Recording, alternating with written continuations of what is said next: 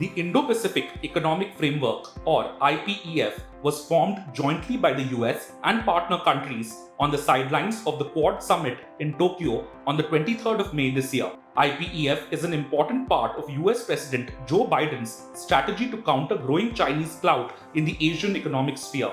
With that goal in mind, the first in-person ministerial meeting of the 14-nation bloc took place in Los Angeles last week. India decided to join three pillars of the IPEF. These relate to supply chains, tax and anti-corruption, and clean energy. However, it has decided to opt out of the trade pillar for now. Commerce and Industry Minister Piyush Goyal cited the lack of a broader consensus on issues such as environment, digital trade, labor, and public procurement as the reason behind the decision.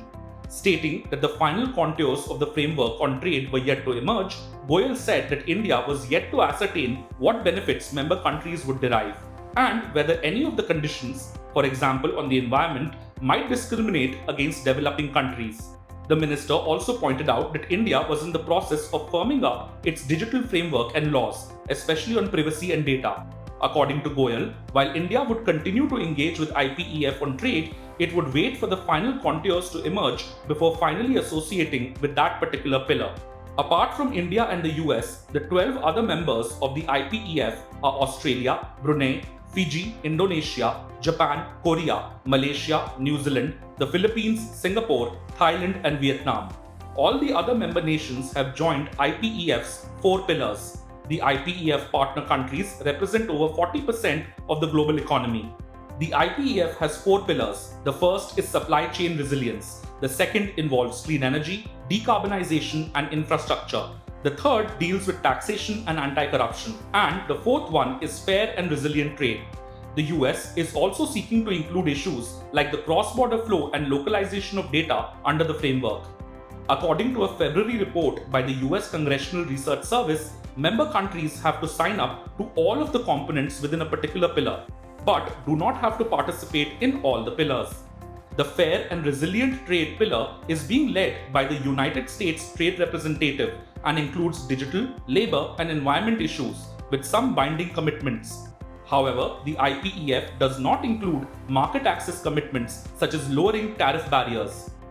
IPEF is the first plurilateral deal that India has agreed to join after exiting the Regional Comprehensive Economic Partnership or RCEP deal in 2019.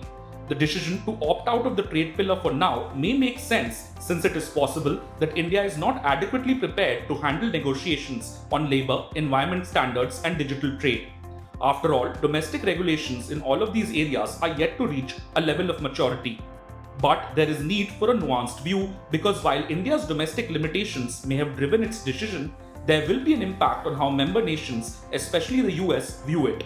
Also, the impact of the decision on India's ambition to be a part of the global value chain needs to be looked at closely. I think it is consistent with India's stand, which it has been taking, that non-trade issues like environment and labor should not be brought into the trade arena, and they should be discussed in depth in their respective fora. There is a tendency in various bilateral agreements also, of course, of which India is not a part, to bring in an indirect way, market access through labor and environment issues. So that is what India is skeptical about, is wary about, and India is just waiting and watching. India is not out of the trade pillar. India is not in at the moment. For the time being, India is keeping out, which is not going to damage its stance or its advantages in the long run. There is this big question looming in the background as to whether IPEF on the trade aspects is TPP, Trans-Pacific Partnership 2, in a new incarnation. Withdrawal from IPEF, the trade pillar in particular, is not going to be seen very kindly by our trade partners. That's my feeling. The basic intention of bringing IPEF on, that is the US's intention, was to secure market access for itself and, of course, its close partners. From a national perspective, yes, India doesn't have the strength to go along with market opening or conceding ground in all these areas. We still want the policy space. But the first step is something that we must do domestically. We must actually, find out, and I think that scoping exercise has not been done, that how far can the domestic constituents, for instance, agriculture, how much of liberalization can agricultural sector tolerate at this point in time? There needs to be a consensus first, then go on to the bilateral agreements and then to Omega regional. This is contradictory. You can't be part of global supply chains because global supply chains are dependent on trade. We've always been arguing that in order for India to be a part of these supply chains, India needs to liberalize.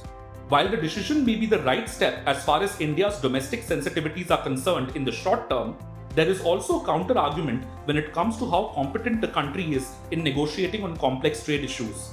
Remember that at present, India is negotiating trade deals with the UK, Canada and EU.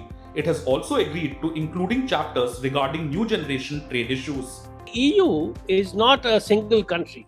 It has 20 odd countries and they all have a say in the negotiations. So it is a very complicated negotiation which takes place when the EU is on the other side of the table. It is not to say that IPEF is going to be much more complicated than the EU agreement. With this decision, India has closely followed its established stance on issues such as labor and the environment when it comes to trade negotiations. From that point of view, opting out of the trade pillar is the right step, albeit in the short term. What remains to be seen is how it will navigate complex trade negotiations in the future with regard to both IPEF and FTAs, given its ambition of becoming a major part of global value chains. If you like this video, share it and subscribe to Business Standard. For more news, views and insights, log on to www.business-standard.com. Do also follow us on YouTube, Twitter, Facebook, Instagram, Telegram and LinkedIn.